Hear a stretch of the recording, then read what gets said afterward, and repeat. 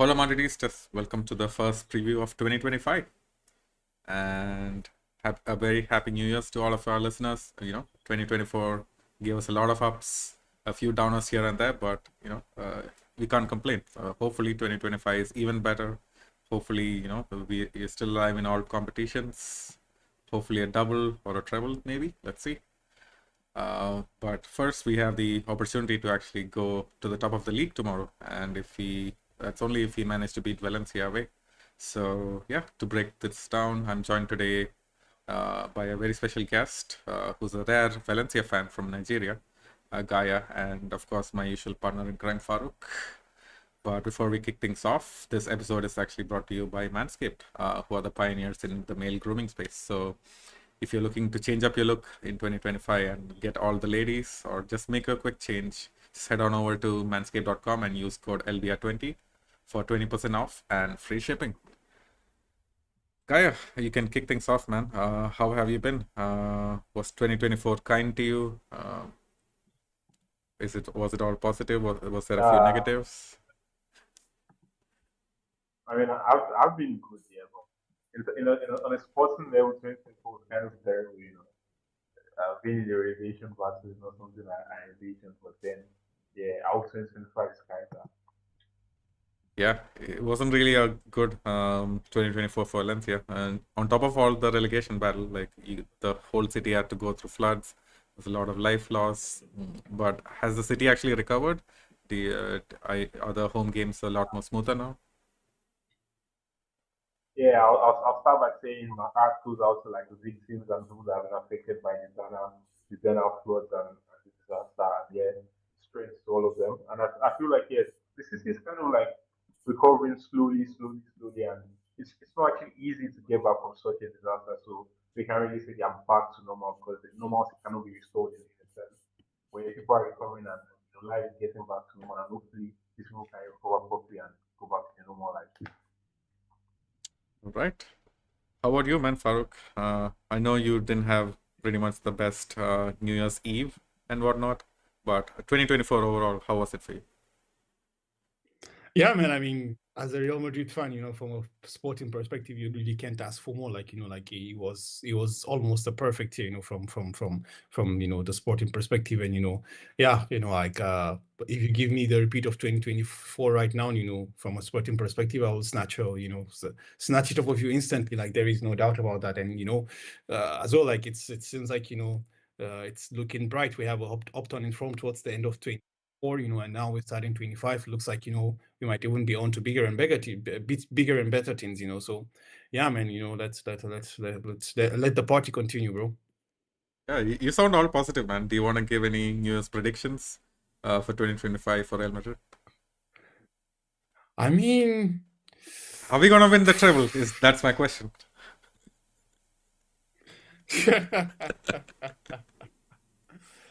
nah, yeah, I think that's something that I feel like we are not like we are a team that pops up in moments, and I think for a treble you need to have a very very consistent season, because like the closest thing we've had to consistency was the 17-18 season we had, or like and also I think under Mourinho as well, like we were like basically invincible, and even then we could not get to the treble. So I do think like for us, like it's just in the DNA of the club, to having those those arriving in those moments, like showing up at those moments. So I feel like, yeah, there is a time where like we kind of lose focus in certain games, and we are unable to just turn it up because like it's difficult for the players to keep themselves motivated for those, let's say, Copa del Rey games, more or less. So I think that's the big issue there.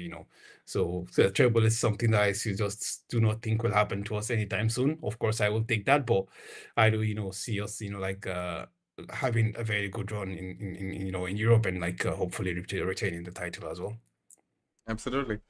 Yeah, I mean, January will basically tell us how the Copa del Rey run is gonna go, and there's a lot of stuff happening in January. There's games every 3 days.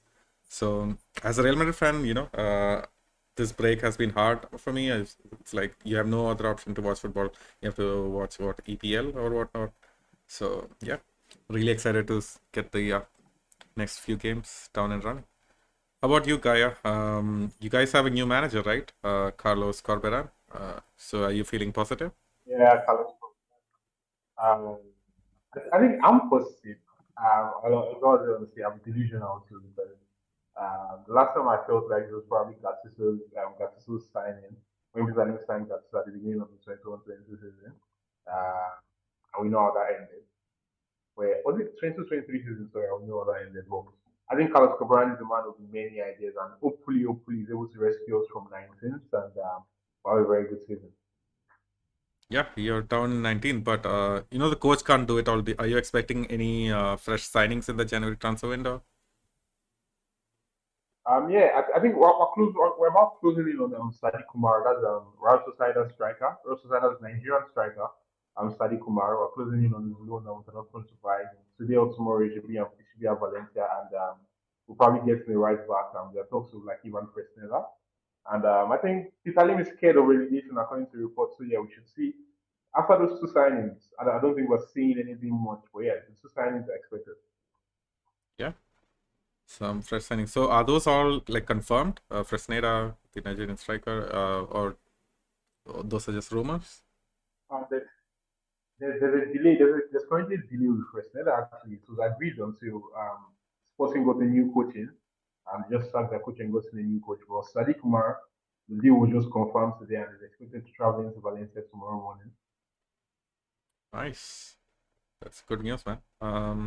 Farooq, how about you, man? Like, have you heard any tremblings or rumblings of, a fresh January signing for us in terms of right back situation or nothing? Yeah, you're right. You just said it there in terms of right back situation. Yeah, that's the whole fiasco that's going on right now, like with the whole Trent and Arnold situation, and Real Madrid apparently holding talks with Liverpool, and Liverpool just rebuffing the talks even before quoting any numbers and stuff like that. So I think that's what is going to be. That's what's going to dominate the headlines in general. Honestly, like, so I wouldn't be surprised if nothing happens and it's just a bit of back and forth with Liverpool, similar to what happened with Kylian Mbappe as well. When I think 3 seasons before, or in 2022 more or less. So I think that might be what will happen. So let's fingers crossed for that. So I hope this doesn't blow up in our face, because like I have a very strong feeling that this is something that's gonna blow up in our face. Although like everyone is reporting that like we are like favorites to sign Trent, I do feel like Trent might be using us as well, or maybe not using us, but like eventually he might get convinced somehow, you know, to remain there. So I do hope like we can get something concrete from Trent before the end of the month. Either it's a signing, a pre-signing, or if we can confirm him as a transfer. But I haven't heard anything else. Like I think more or less it's just about the fact of keeping everybody intact, and not sending anybody out, and and also not getting anybody in, because already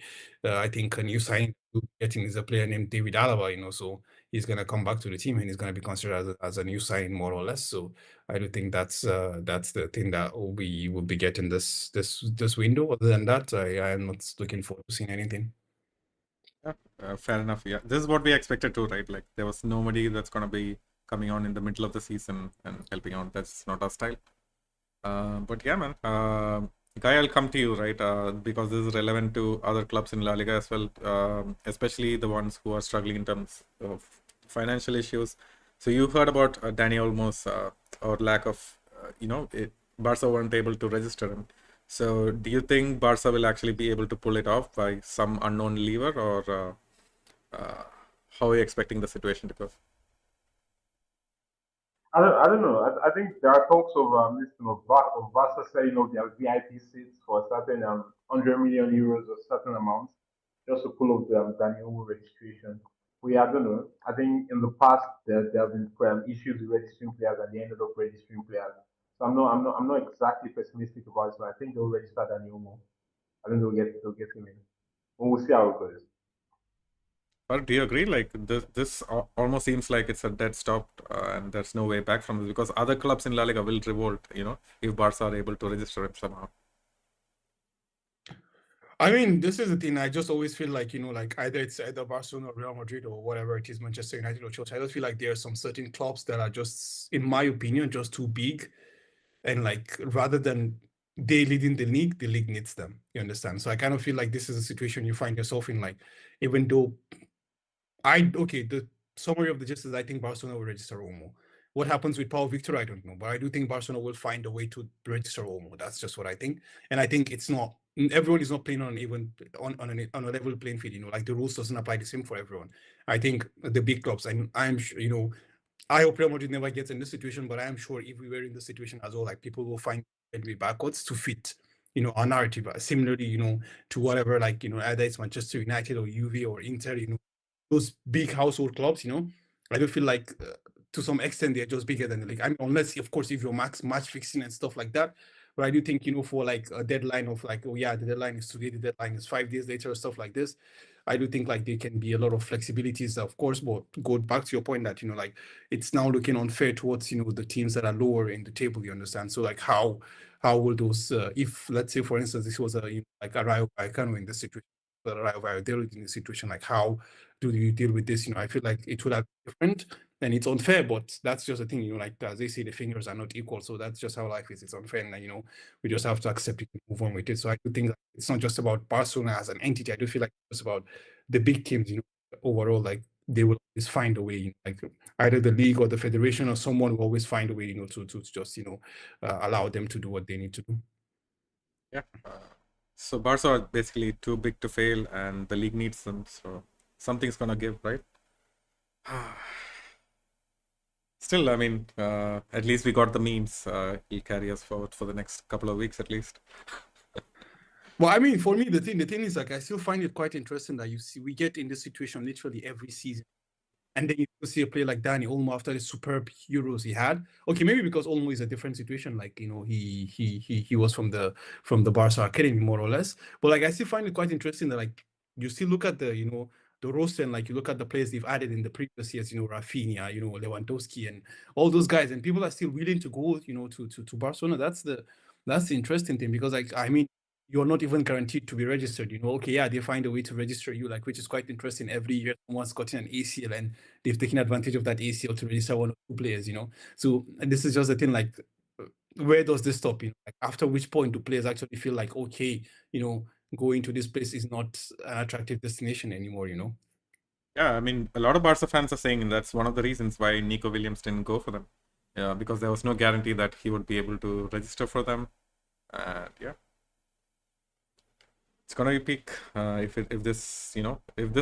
if La Liga decides to set a precedent and actually stop the registration, then Barca are gonna be in deep trouble. People are, like you said, people are gonna look twice before coming.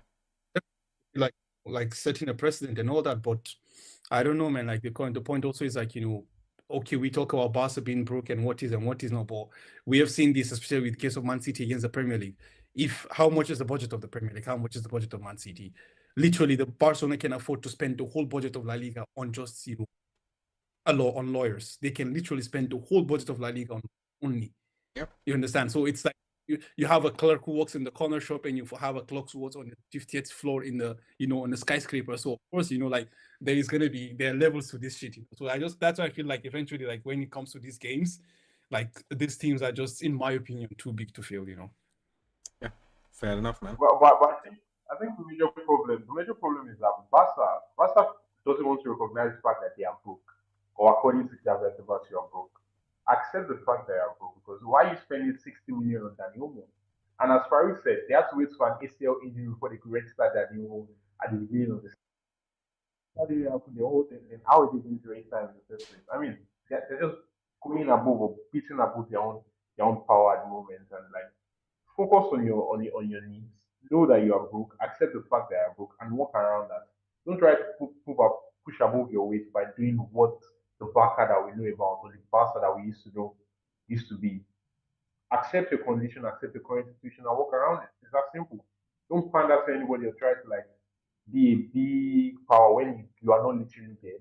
Accept this, then work towards going back to that power that you used to have. It's as simple as that. I mean, but this is a complicated situation, right? If Barcelona actually accept the situation and stop signing players, then they're going to be a very mediocre team, and they actually just can't totally depend on La Masia to win the league or win the UCL. You need actually quality players. So I guess they thought that they could pull it off or get a couple more levers done before December, but I guess it didn't really pan out, and they're in the situation. Actually, but that's where I disagree, Jacob, because when you look at it, like, okay, like Daniel Olmo was a marquee signing in the summer, right? I think Olmo has 5 goals or 6 goals. Mhm. And I think just 1 or 2 of them were like winning goals. So take away that amount of goals. Barcelona would maybe be 4th or 5th in the league. So Yeah. similar to what Gaya is saying, the point is like you can, like temper the expectations for like 18 months, you understand? Lower everything down, work on yourself, you understand? 3 transfer windows, just put an embargo on yourself for 3 transfer windows. You already have Lewandowski there, you had Rafinha there, Ansu Fati is back. Okay, he's not going to hit those levels again, but he's here. Lamar is playing, Lamar is playing out of this world, like, so you're getting the Gavis and the Pedris back, the young one way or another is trying to contribute, you understand? So like you can use the resources that you have within yourself to kind of make stuff happen. But then one thing also we know is that Laporta also needs to save face, right? So I feel like this is more about, the political aspect of it than a sporting aspect. I feel like, okay, Laporta is a politician and he knows that fancy new toys wins over fans. Yeah. Dani Olmo was the star in Euros 2024. He's a La Masia born and bred. Bring him back, all of a sudden you're like, you have a lot of great among the fans. You understand? So it's the same thing again. You go next summer, you try to go for Nico Williams. You bring Nico Williams. Oh, he's also the star of the Spanish national team. You get a fancy. So it's more about, in my opinion, the political aspect of things than the sporting aspect. Like I feel like, in my opinion, if you take out Daniel, I still feel Barcelona will still be a top 4 team, top 4, top 5, top system. You understand? So I feel like that it's something that you can sit down, as Gaya said, like look inwards for solutions. You already have a striker that for the next 2 seasons you're good to go. Rafinha is playing out of this world. Lamal is good. You understand? You have Ferran Torres there. Ansu Fati, okay, not good, not okay, yeah, but he can still contribute. You understand, one way or another. You look at the midfield, you have guys that are coming back from injury, trying to contribute here and there. And also, when you look at the midfield, it's the Casados and those guys. Those are all La Masia kids, no? Yeah. You understand? So you at this, and more or less, in my opinion, like if Barcelona actually wanted, like they could have understood that they were broke. But I feel like the political aspect is just, and that's the thing again, like with these big clubs, it's always about the politics, especially, when you come to this sides of, when you at least in Spanish football, when you come to the context of Real Madrid, Barcelona, and this guys, it's always about the politics. It's not just about, the sporting stance alone. Absolutely. The only negative aspect is, like, let's say they didn't sign anyone.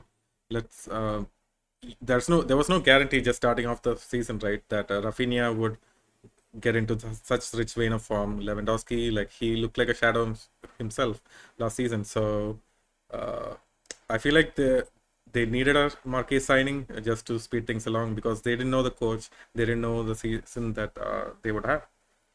Because honestly, just from last season, like, the current squad was absolute shit. And then right now, I feel like they have gone back to the mean. They regressed to the form of last season. And maybe Olmo can change things, maybe he doesn't, but I feel like they definitely needed a signing at that point. I don't know. Let's see.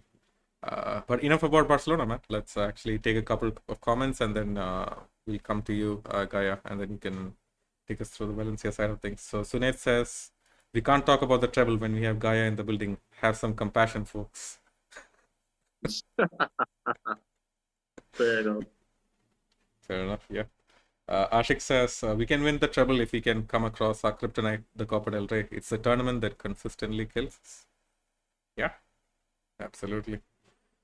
Sunet says Gaya's audio is a bit low. Yeah, Gaya, so if you are able to talk a bit more louder from next time, yeah, that'll be perfect. Ashik says, this is a Valencia versus Real Madrid session. Why are we spending so much time on a useless, mismanaged club with morons in charge of managing that excuse for a club? Fair enough, Ashik, yeah. It's time to get back into business, boys. So Gaya, do you know anything about the new coach that has joined, Carlos Barberan? I just read that, he used to work under Marco Bielsa. So do you know if he's like a system-oriented coach or just will make do with the players that he has? I think the major thing about Carlos Coberan is that he has experience from like different coaching styles. I mean, he learned under ex-Valencia coach Marcelino while he was at Villarreal, Marcelo Bielsa, and around the world basically. He has also coached at Cyprus. He has a lot of maybe, like, let's say, second-rate experience, probably because that's the amongst local fans at the moment. But I think the major this thing attractive point was the fact that I watched someone as big as Marcelo Bielsa, and yeah, that was a major attractive point. But yeah, according to Carlos Corberán himself, he says this thing. I try to bring out this thing. I try to use what I've learned from different people and merge it into my own particular style, and not just focus my style on one particular way. And that was very evident in his West Brom team. His West Brom team won most clean sheets last season. They are more defensive than what you describe a Marcelo Bielsa team to be. And yeah, so I feel like Carlos Corberán is going to identify the strengths of the team and suit and style that particular. Did we lose? Go and say, oh yeah, I'm a Croatista, or as people say, a Croatist, or go for the Marcelo.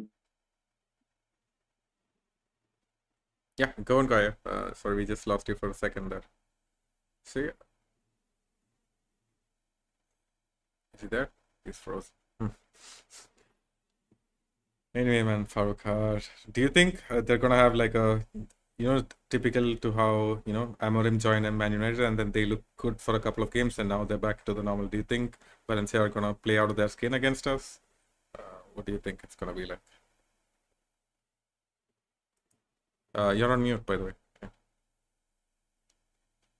Sorry, my bad. So the game against Valencia has historically always been a very intense game, to use the word, and also like we're going back to the Mestalla again. Like of course, like our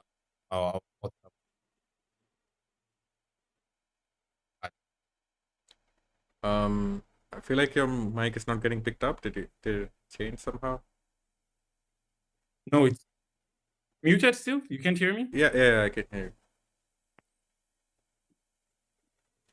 you. What about now? Can you hear me? Yeah, I can hear you.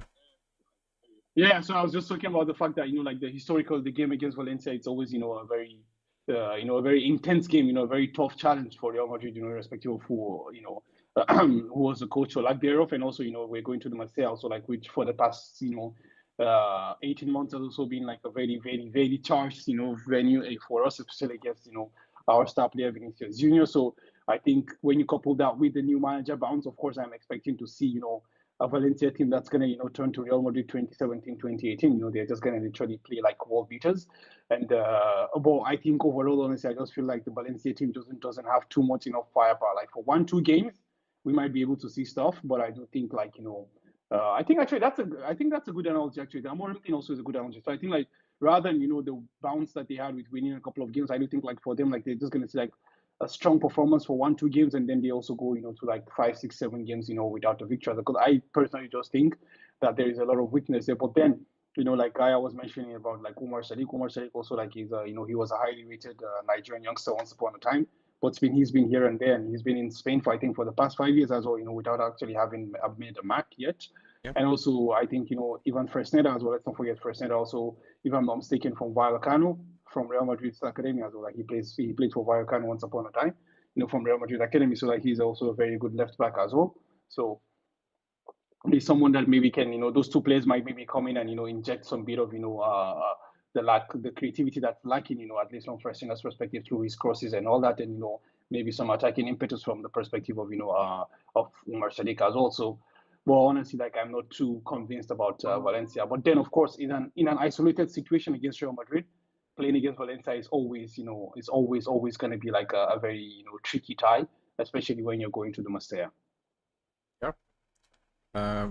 So Gaya, we were just talking about the new manager bounce that we are expecting for the next game. Do you think it'll take time for the coach to actually implement this? Because that was what Farooq was saying. It's like you guys might have a decent couple of games, but then it's going to take time for the new coach to actually implement his tactics, the players to buy into it. So how do you expect your season to go? Do you think you'll actually be safe at the end of the season? I think we will be safe at the end of the season. I think we're going to escape relegation.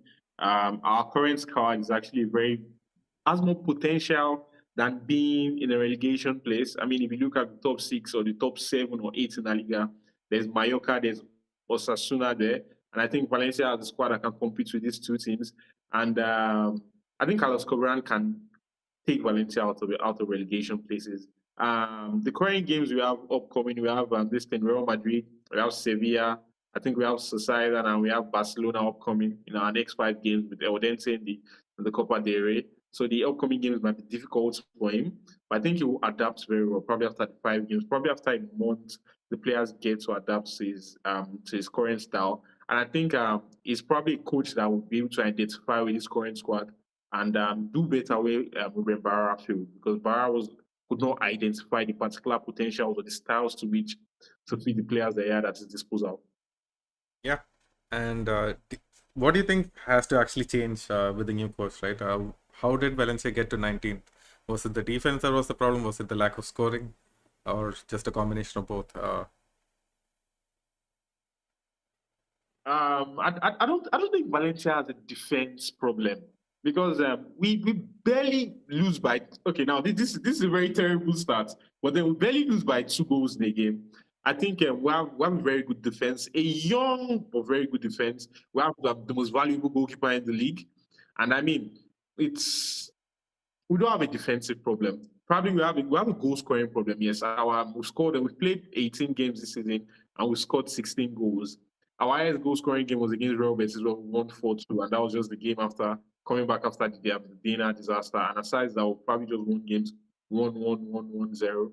Most times when we score more than one, just be rest assured there's a penalty involved.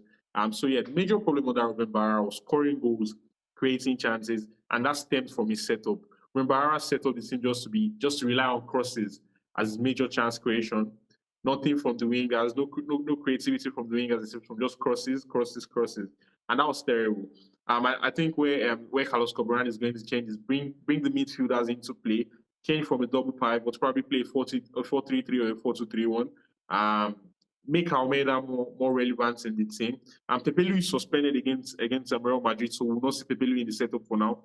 Probably maybe Enzo Barreneche, Javi Guerra, and Andre Almeida as the midfield tree or the midfield triangle. So basically, it's create chances, bring the wingers into play, let your wingers be inverted, rely less on crosses, because currently our striker, Ogudru, is a very short striker. He's a very good header of the ball, but he's a very short striker, someone that relies on rallying up the goalkeepers, banking on mistakes from the defenders. So crossing and doing all of that would not work for Ogudru. So it's basically try to play the ball on the ground, create chances from the back, create chances through the midfield, and that's that. So I think Alex Corberan will excel in particularly that. Probably not immediately, but maybe as time goes on, we'll begin to see changes, and we'll see how Sadi Kumar works towards goal scoring and all of that. Yeah. You actually seem very so positive, man. I think it's warranted, yeah.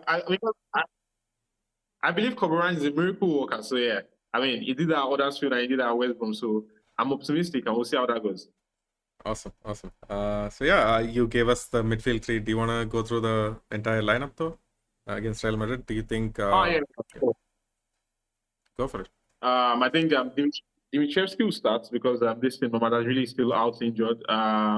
Dimitri Fouquet will probably captain the team on the right hand side. Mosquera is obviously starting at the center of defense. The major question mark now is who partners Mosquera? Is it Jarek, the left-footed centre back, or Cesar Tarrega? But I think I would go for Jarek Gasiorovski because I think he's a better defender.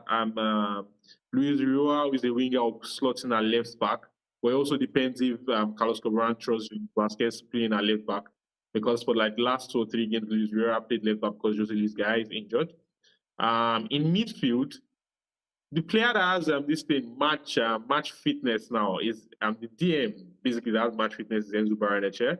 I don't know how Corberan sees Gulaimon currently, so I think Enzo Barreneche starts because Pepelu is out injured. Enzo Barreneche, Javi Guerra, and Andre Almeida. I think he's going to play 4-2-3-1 with Almeida in 10. Then on the wings is most likely Sergi Canos or Jamal Valera in left wing. Diego Lopez will play on the right wing for now because of the injuries we have, and I think when everything goes back to normal, Diego Lopez will move on to the left wing, and Ugodru will start up top. Hugo, yeah. So, Faruk, do you remember if Hugo Doro actually scored against us in the last fixture? I don't remember who scored. He scored against you when Joseph Bodalas was there at Mestalla, but you won 2-1. Yeah. Can't forget that. But yeah, yeah, but the curse of the former players, bound to come back again, and to find a way to hurt us, especially when we consider like what what our defense looks like currently. So it's going to be quite interesting to see how that goes. But yeah, it's a game that's going to be charged emotionally. It's going to be a very intense game, as I say, like it's Real Madrid against Valencia. So it's been quite interesting. So I would not be too surprised, and as Gaya was mentioning that he's very good with his head. So and we know our deficiencies areally. So he doesn't have to be the tallest person. He just has to be able to be out muscle, or rather read the flight of the ball in the right way, as opposed to our central defenders. So I'll not be too surprised, if he makes one in that game. Yeah, that will be peak. But yeah, I think that's good enough for the Valencia side of things. And then when we come back from the ad break, we'll talk about the Real Madrid lineups and then slowly close this off. What do you think? Sounds good. Okay. Yeah, all good, man. Take it away, Doris. Hola, Madridistas. I'm back once again to remind you that if you want to help and support this project of ours, this channel, you can do so by going to manscaped.com, using our code LBR20 to get 20% off and free shipping worldwide. That's our code LBR20 to get 20% off and free shipping. You help us out and you get a cool product. This time I'm here to introduce you guys to the Chairman Pro. It is a trimmer that features two interchangeable blade heads, one called the 4-blade foil, which is to get that super smooth baby skin, and the other one is called the stubble trimmer, for if you want to still have that little bit of stubble but look a bit cleaner and fresher. You can do both with the same trimmer. It also features flex adjust technology. It adjusts it to your face, how you shave. You can also lock it for a full precision. Best thing is waterproof. You can shave yourself in the shower if you want to. It's completely waterproof. It features 75 hours of battery life. So if you're going on some kind of travel, you can charge it beforehand and it will still have enough battery for the trip.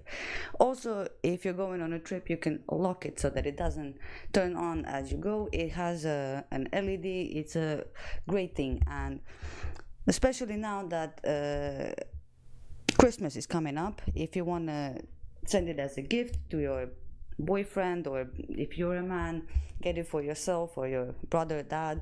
It's a great gift for any man, and this bad boy can even get up to like 5 days of beard, so you don't even need to trim it down before you can fully shave it. This does it for you. So yeah, get this at manscaped.com. use our code LBR20 to get 20% off and free shipping. That's code LBR20 to get 20% off and free shipping. Thank you for watching, and back to the video.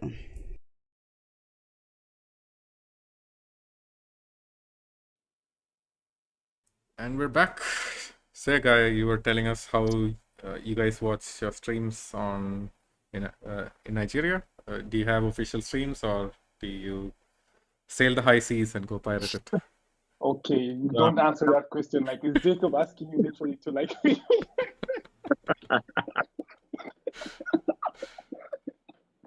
Man, Jacob, tell us, who do you vote for, man? Come on, why are you putting my guy on the spot? It's all good, man. I mean, this is the reality, right? In a lot of countries, it's impractical to actually own all of these subscriptions. Yeah. Then I think Gaya was mentioning some go ahead, Gaya. I think Gaya was saying there's actually an official stream. Oh, yeah. I was talking about the likes of La Liga. We actually have La Liga TV in Nigeria, actually. On Supersport, there's La Liga TV. That's what I was talking about. Nice. Ah, okay. That's great then. That's great. Because actually, in India, actually, like, I don't know if it's still the same, but Jacob was telling me that there's the GXR and they like show it for free, actually. So you actually don't need a subscription to watch that. Yeah. Oh. Yeah. FYI, Jacob, like this dude is paying shit ton of money to watch, what's it called, Supersport and La Liga TV. Yeah. Yeah, a shit ton of money, to be fair. So the love of Valencia in Nigeria is not something easy. Yeah. But yeah, man, let's talk about Real Madrid. The good news is we have everyone back, except for, of course, Alaba, Carvajal, and Militao. but everyone else is back and fit and healthy. These guys have a well-deserved break. Vinny just won, the best player award in Dubai. I think did most of our team players go to Dubai for their vacation? That's what the picture showed me. I'm not too sure, but I do know like Vini was there, Jude was there. I think Carlo was there. No, I can't Valverde remember. was Like there I know too. like Valverde was there, right? Okay, yeah. So like some of the star boys were there. So yeah, he was I think he was a good break, a well-deserved break, especially when the team was getting into momentum. So they can recharge their batteries and hopefully come back even firing even better. So let's see. Yeah. I think Vinny and Kamavinga traveled together. They had like shared photos. When do you think we're gonna see an Mbappe, Vinny and Rodrigo vacation? I don't know, man. I kind of feel like Mbappe actually the situation with Mbappe is a bit different because like Mbappe comes into the team as a super mega superstar, But like when these guys came, the Vinicius and the Rodrigos, the Camavingas, like they were people that we had a lot of potential, but they wasn't they weren't finished products. You understand? So I feel like for Kylian Mbappe, maybe he's already formed this entourage and shit like that, And also we know that he hangs out mostly with the French dudes. Of course, I can't think is one of the French dudes, but like mostly hangs out with, the Mendy's and the Chouameni's and so on and so forth. So I'm not looking forward to I'm not expecting that bromance, to grow that much. But again, based on the reports that we've heard, like, Kylian Mbappe actually he's a social butterfly and like, he literally just puts himself into every click in the dressing room. So let's see, maybe, with time as the synergy develops on the field as well, it develops off the field as well. But one thing we know is that Kylian Mbappe is a diva. He's a super diva. I mean, like he's on a different level of shit. So I think he's gonna be like the way Cristiano was, Cristiano was just doing his thing at Real, and the others were doing like we had the whole Ozil and Ramos thingy and all that. So I think like Man, but the dressing room has changed, the team has changed. We need Friendship FC to be at the top, so these guys definitely need to go on a shared vacation soon. Sunil is in the comments. He says, "When are you guys visiting Dubai, Farouk and Jacob?" We have a couple more tips before we go to Dubai. Yeah. Actually, if you remember, we were just talking about like the ads, and I was saying it's all about the money. When we have a sackload of cash, then we'll go on the Palm Island, then we have a special Dubai special. Yep. Yeah, we have a Dubai special. Let's Be Real podcast, a Real Madrid, a Real Madrid TV here from the Palm Island. We're previewing the game of whatever it is. Probably another El Clasico, for the Super Copa or something. Let's see. Yeah. But yeah, man, the next comment Ashik says, Rodri is butthurt from the CR7 comments. So I don't know if you caught that guy. What did you I mean, from a Real Madrid fan's perspective, it was a dream, seeing Cristiano talk about Vinicius and, giving props and then maybe having a few snide remarks at Rodri. I don't know, but what did you think of it? Did you think it was cringe? Because I read the comments from r/soccer on Reddit, and then everyone was like, both of these guys need to shut up, and then there's a lot of hate on Vinicius again. Did you feel the same way?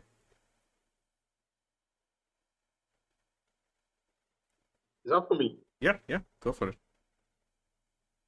I don't think. Would I say there's a lot of hate on Vinicius? I just think people hate Vinicius' guts. They hate his guts. They hate the fact that he shows up for himself, and regular always watch his attitude. And I don't believe in that. I feel like players with his type of talent generally are they showboats. They're showboaters. They basically get into the scrap and all of that. But yeah, I feel like there's a lot of hate on Vinicius. Actually, there's a lot of hate on him because he is talented. He shows up and all of that. You can't tell him to stop his attitude. This is someone that has been racially abused, and he stands up. He stands up for all of that, And that's what you want in your player. As a black person personally, I'd say that's what you want. That's the type of representation you want. Someone that stands up for all of that and all of that, And so yeah, the hate is much, and it's not something I expected us to still be talking about maybe in 2024, come 2025 now, because that's something that should be dying down in football. But yeah, there's a lot of hate for Vinicius. I mean, we just need more fans like you, Gaya, in the stadium. That'll probably help Vinicius' cause tomorrow. But yeah. I mean, the issue actually, Jacob, with the whole Vinicius thing is like, actually, people don't want it to die. People just, like throw. I mean, the thing also is that like we have to understand that Rodri didn't just sit down and be like, oh yeah, this. Like someone literally asked Rodri about this, Yeah. Like why are they as Guy rightly pointed, like it's 2025, bro. Please, it's enough. Let's close this chapter and move on. Yeah. You understand? And then you pile on that with what Aziz said as well, like literally what people are asking for Vinicius is what they said to LeBron James as well. Just shut up and dribble. This is literally what they're saying.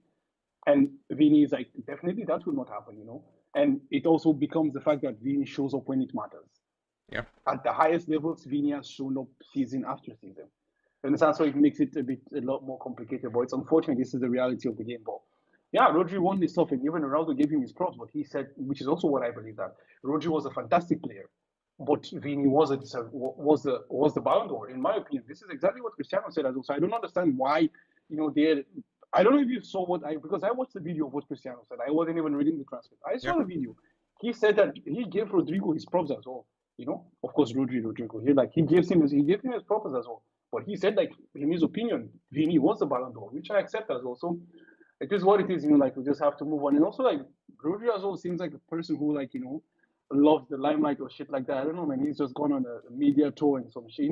He's like, I don't know if it's like, when I become famous and like, I want to like, take out the I want to, just cash out all the money and like, join the Big Brothers, go on, I don't know, Seth Rogen show, or, I don't know, join that podcast, this and that. So like, just you go on the media tour so that, your visibility. I mean, what else can the man do, man? He's out injured. He can't do anything else. I mean, this is the only thing he can do.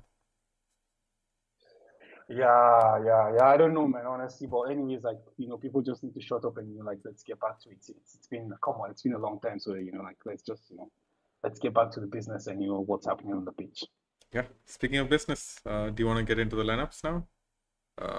I'll kick things off, Yeah.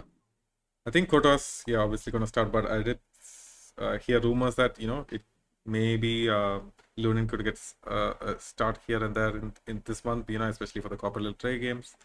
But yeah, I fully expect Courtois to start. I feel like Tchouaméni is going to keep his place as a centre back. What do you think? Is that going to be Actually, that's the thing. Like, I do think like rotations are going to happen this month, and I think they already defined themselves. As you mentioned, I think Courtois starts this game. I think Courtois starts the game against, in the Super Copa, and then the Copa del Rey game, definitely Lunin goes there. I think that's Lunin's going to play, I think, 2-3 matches, because I think we have 2 Copa games this month. If I'm not, either 2 or 3, I'm not sure. Of course, if we progress, that is. So I think like Lunin starts all of those, So and then I also think like for Raul Asensio as well, like I think he starts again in the games that Lunin start as well. So I do think we're going to see that, like Thibaut Courtois, we're going to see Tchouaméni as a centre back partnering, Antonio Rudiger, and then we're going to have Lucas Vazquez as a fullback, and I do think this game's going to see the return of Ferland Mendy as well, if I'm not mistaken, because he was available in the last game, although like Kamavinga played as a fullback in that game as well. Yeah, if I'm not mistaken. So yeah, I do think like we're going to see a return of Ferland Mendy. To complete the back five. This is almost like the first time in the season that the players are in form. We have almost something to put out a Gala 11. Are we saying that Tchouaméni and Mendy are part of the back line? Is that our Gala 11?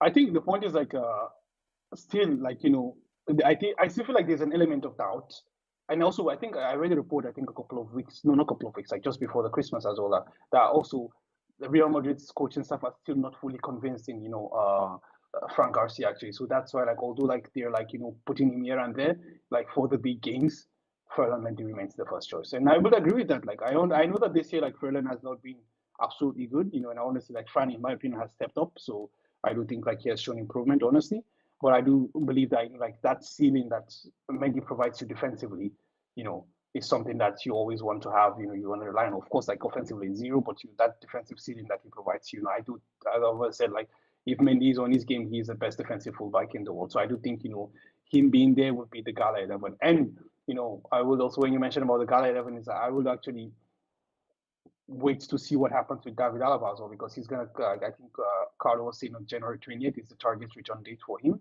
Yep. So I would want to see, I think it was a game against Rayo, I'm not sure, but like that's the target return date for him. So I would really not, discount that yet. Just wait and see what happens to him in the next couple of weeks or other months, and see how he's able to return to the team. Because I mean, he had a very, very, serious injury. We know this for sure.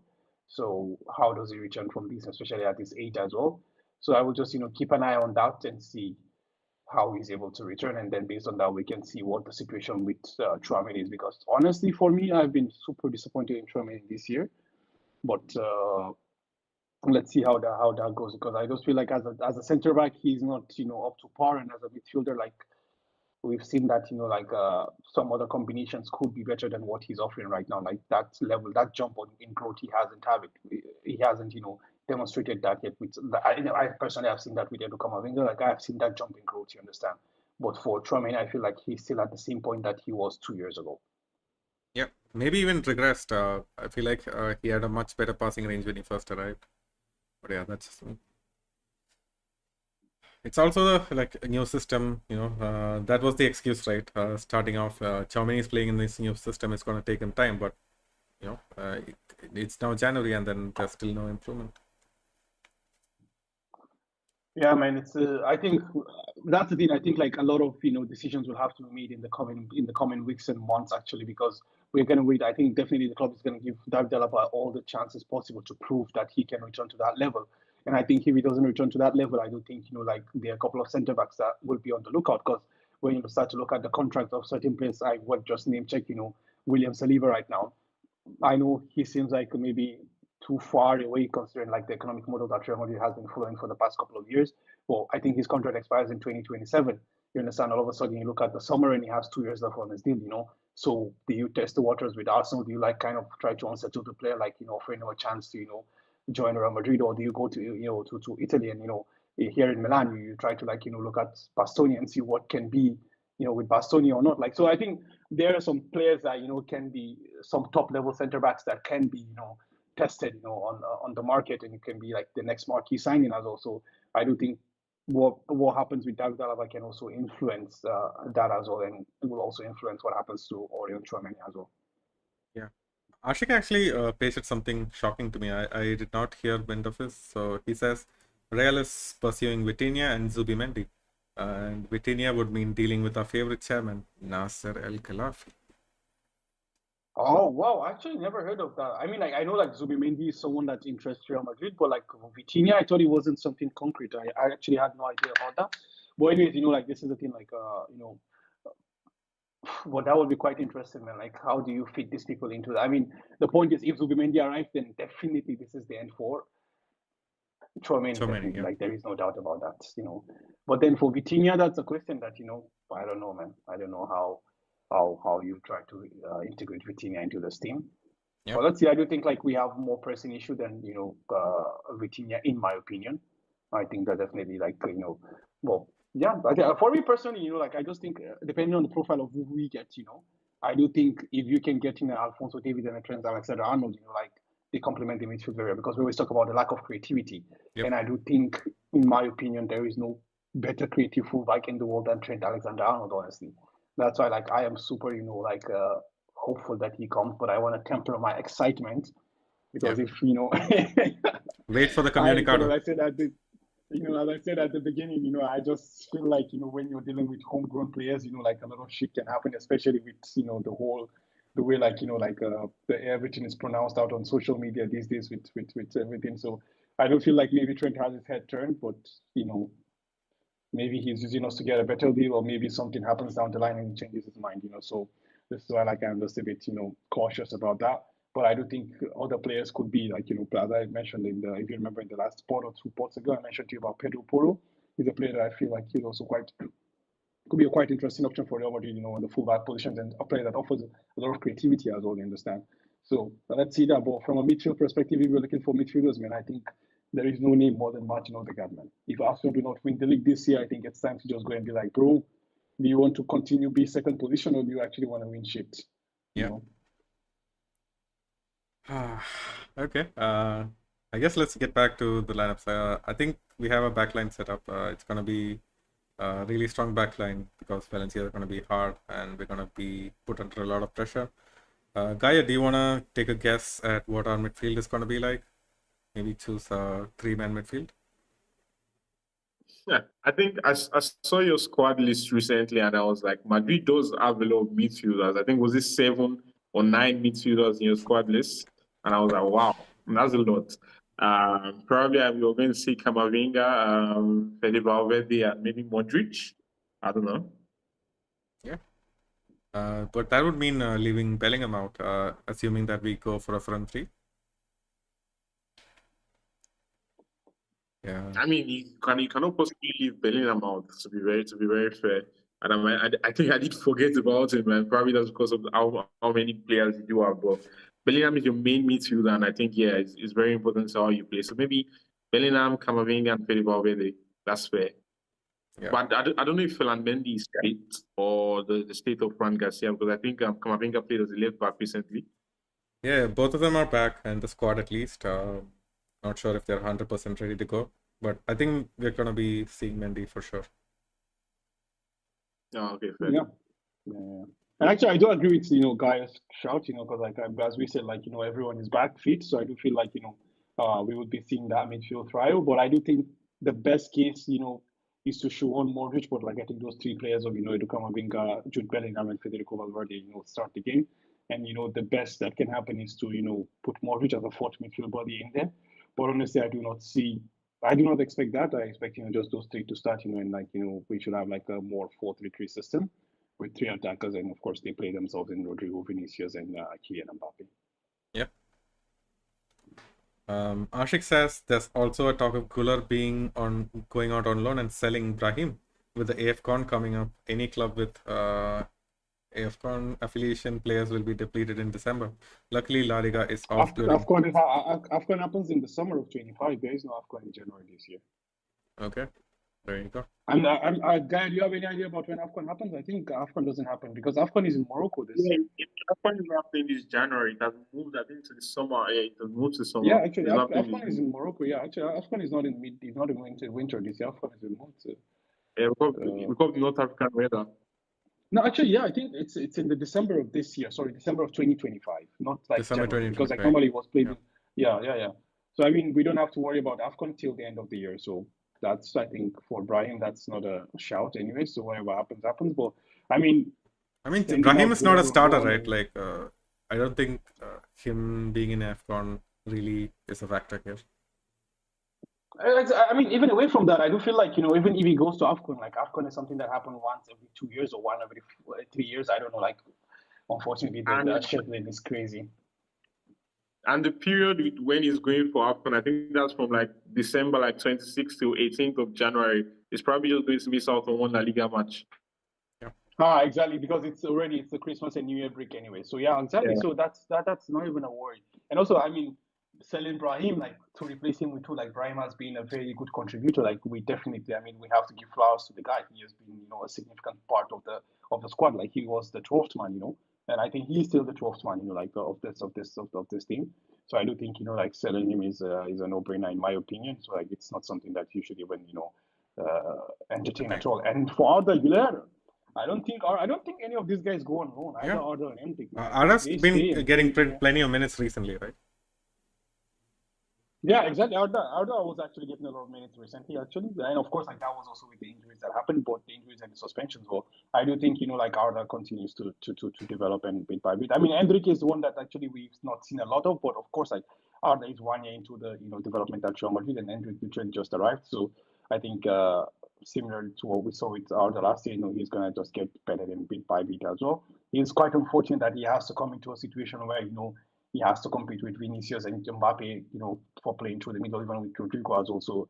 It's a bit difficult and all that. But I do think, like, as this month of January, we can have a lot of games, like we said, like, so, we've been surprising to see, like, him get a lot of minutes as well in the coming weeks. Yeah, I totally agree. Kaya, let's actually slowly wind this up. Do you have any key matchups in mind? Where do you think Valencia can actually hurt Real Madrid?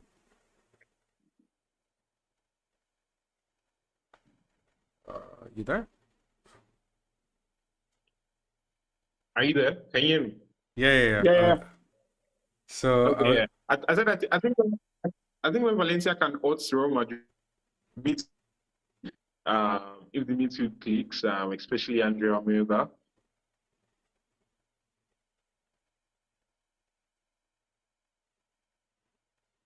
I think we can use the midfield to actually just probably keep control of the game and not just concede a lot and the ball sometimes and use the ball as the first form of defense. But it all depends on what Carlos Cabran actually puts out tomorrow.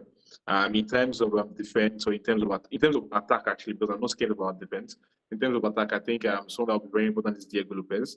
In the 22-23 season, he had a goal against Real Madrid. He's one of our most important players this season, alongside second highest goal scorer actually with 3 goals this season after Ogudu. I think he's going to be playing on the right wing, so he's going to be facing up Ferland Mendy or Fran Garcia, whoever is there, and hopefully they're not on that A game tomorrow, and Diego Lopez can out from that wing. Yeah, I totally expect the fans to be the 12th man and be crucial for the game as well. So Farouk, Mestalla to be empty tomorrow. It's going to be empty. Yeah, empty up until the 19th minute. There's a protest on Mestalla tomorrow. Oh, okay. I did not know that. Okay. So hopefully, before the fans get in, we need to score a couple of goals. Sure. Yeah. That's a genuine fear on my part, to be honest, because I think Mestalla is one of the biggest factors actually. But then the players haven't acted up recently. But then I think Mestalla is a big factor in Valencia's success. So yeah, hopefully nothing happens during the initial 19 minutes. Right. Right, Farouk, do you want to give your predictions? Yeah, man, I do. I feel like because this is a game. Actually, I don't know if you saw a schedule, Jacob, but we might have up to 9 games in the space of 20 days in this month of January. So it's a very crazy game. So I do hope that as you're saying, before the fans come in, we can throw in a goal here and there, and kind of at least score a goal to start with before the whole thing goes crazy, and we can have an easy end to the game, at least a very calm and collected end. So I will look forward to a 3-1 Real Madrid victory, 2-0 in the first half, and we score 1 each in the second half. I think the team is going to be a bit more rusty than we expect, even though they're all fresh. So yeah, I expect maybe a 1-0. That's what I think, because especially considering that Valencia have been pretty decent in the league in terms of the defense, at least. Yeah, I wouldn't be surprised with a red card. I would predict a red card, but who gets a red card, I don't know, man. I just predict a red card. So either for them or for us. How about you, Gaya? What's your prediction? I think I'll go for a draw, 0-0 draw, a 0-0 draw. That's what I'm going for. Draw. Oh. Yeah, Have we ever had a 0-0 with Valencia, man? I don't remember. Did that ever happen? I mean, when was the last time that happened? I don't remember draw, actually. I don't remember draw. Because I remember 4 months. No, the last game was a draw. There was a 2-2 game. The last game we played at the Mestalla was a draw. Where Vini, you guys actually were 2 goals up, and then Vini scored 2 goals to bring us back, if I remember correctly. Oh, yeah, that's true. Yeah, it's a 2-2 draw. That's true. Yeah. I think Duro scored in that game, so I think Duro scored in that game, too. Yeah, exactly. Duro scored. I think Duro scored the second goal or some shit like that. Because I think you guys were 2 goals up in 20 minutes or some shit like that, even before we woke up, and all of a sudden, I think at the end, Real Madrid scored a goal. And I think actually, was that, Jacob, that was not the game where we scored and the whistle was blown, right? It was the game against Sevilla. You remember? Yeah. There was a game where Jude scored a winning goal and the whistle had blown. I think it was against Sevilla, not Valencia. Yep. I can't remember. Well, yeah, I just. But anyways, I do remember that game there was a red card and Vini scored and it was 2-2. I remember they scored 2 goals in the first 20-25 minutes ish, and then we came back. Yeah, 2 goals in the first minutes. True. I remember that very well now. Now that you mentioned it, I remember that very well. But yeah, so, man, there be draws, but goalless draws, nah. Yeah, it's gonna be hard for a goalless draw, but yeah, man, I don't think we can. I can palette a draw, especially considering this is our one chance to go top, and then Atleti are, if they win the next game, they're gonna be top, of course. But yeah, I'm not really worried about them. We just can't. We just have to take one of these opportunities, man. Barcelona are not gonna keep dropping points every single game. That's true. That's very true as well. It's true. Well, I mean, this is a game that historically been very difficult, so I can understand. If it ends in a draw, it's a game that's very difficult to play. So it's one of those games that you always penciling when the season starts or ends. But one thing I do know is I do get what you're talking about in the bigger picture, but I do think a draw at the Mestalla doesn't mean that we lose or win the league, in my opinion.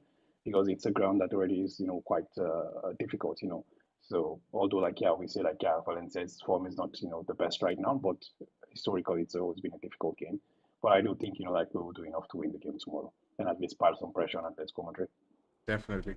Ashik is a bit more optimistic. He says 5-2 for Real Madrid. We need Jude and Mbappe on the score sheet. Yeah. Well, let's see. it's a feast then. But I think you have to have every rotation on tomorrow because you have the Copa del Rey. I mean, you have the Super Copa in probably 3 days or 4 days. I mean, all of our games this month are going to be like that, man. So I don't think there's going to be any rest because La Liga has to be the priority. Fuck the Super Copa, fuck the Copa del Rey. La Liga has to be the priority. Yeah, I mean, the point is when you look at it, it's when you look at it, it's quite spread out. We play Friday, then we play Monday. So when we play Friday, we play with the proper La Liga team, and then when we go for Monday, you can bring in the Ardas, the Endricks, the Brahims, the Dani Ceballos, the Lunins, the Fran Garcias, and so on and so forth. So this is where unfortunately our defense is quite depleted, but at least we have some sort of midfield there. So you can bring in these guys, the Luka Modric and all those guys. You bring them in and you don't lose too much of the control in the middle of the park. I mean, a midfield of Luka Modric and Dani Ceballos is not too bad. It's a midfield that a lot of teams will kill for. So having Brahim, Endrick, and Arda Güler up top also is not a bad combination, considering who you're going to be playing in the Copa del Rey. And then we go to the Super Cup. I think the problem for me I have with Super Cup is that we have to travel all the way to Riyadh. And I think it's a 6-hour flight from Madrid to Riyadh. So this is where I have an issue with it's not the game itself, but it's the travel time. You travel back and forth, and that's a lot of toll, on the players, honestly. So I think for then you go to the Super Copa, and then you can also play the team again. So it's kind of switching back and forth. Yeah, we're a bit depleted defensively, but I think our midfield and our offense, we can easily swap out the big guys, without putting too much pressures on them. Absolutely. Yeah, let's slowly wind this up then. Thanks Ashik and Sunaid and Jabada for being in the chat. Actually, Mo was also here. I think Mo had a comment for you, Farouk. We're just asking how are you doing, and it's been a while. Yeah. How's the research going on? Yeah, man, there is research, but we're not curing cancer, so it's all good anyways. It's all good. Okay, there you go. But yeah, this is going to be an away game. We're not going to have fan cams, but yeah, the next home game, Sid is going to be in Madrid. He's going to get the fan reactions, so stay tuned for that. And as always, we're going to have a post-match for this. So yeah, see you guys tomorrow then. Until next time, Hala Madrid. Hala Madrid. Amun's Valencia.